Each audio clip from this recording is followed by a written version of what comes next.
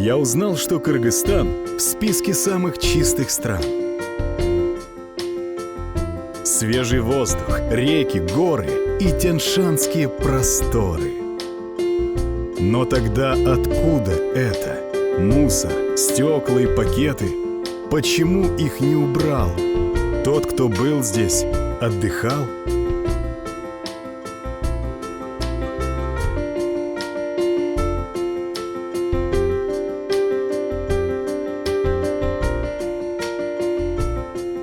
Я узнал, что чистота — это тоже красота. Пусть ее возьмет природа как подарок от народа. Пусть гостей из разных стран встретит чистый Кыргызстан.